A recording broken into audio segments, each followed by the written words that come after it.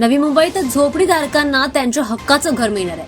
बेलापूर मतदारसंघामध्ये 72,665 झोपडीधारकांना त्यांच्या हक्काचं आणि पक्क असं घर मिळणार आहे आणि ही प्रक्रिया आता सुरू झाली आहे. आज झालेल्या बैठकीमध्ये राज्यमंत्री पंकज भोयर यांच्या मार्गदर्शनाखाली झोपडपट्टी पुनर्वसन आणि प्रकल्पाची सद्यस्थिती यावर चर्चा झाली आणि त्यानंतर हा निर्णय घेण्यात आलाय. ही माहिती गृहनिर्माण विभागाने दिली आहे. या निर्णयामुळे आता हजारो गरीब कुटुंबांना त्यांच्या हक्काचं असं घर मिळणार आहे.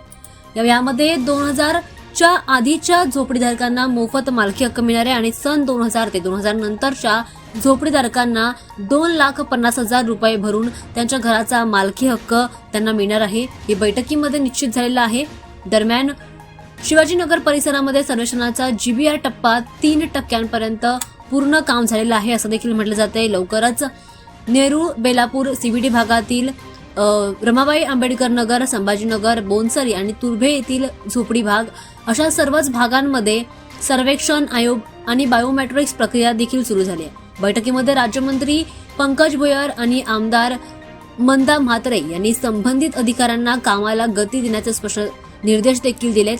दरम्यान आता हजारो गरीब कुटुंबांना त्यांच्या हक्काचं घर मिळणार आहे. स्थिर आणि कायदेशीर घर मिळण्याचा मार्ग आता मोकळा झालाय, ज्यामुळे त्यांच्या जीवनामध्ये मोठं स्तरीय सुरक्षा आणि सामाजिक समावेश देखील वाढेल. या योजनेमुळे वास्तविक जगत असलेल्या झोपडीधारकांना त्यांचं हक्काचं घर मिळण्याची अपेक्षा व्यक्त केली जाते.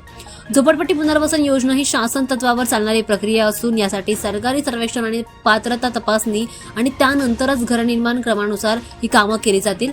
त्यामुळे यात खूप वेळ लागू शकतो, पण सध्याच्या निर्णयामुळे या झोपडीधारकांना मोठा दिलासा मिळाला.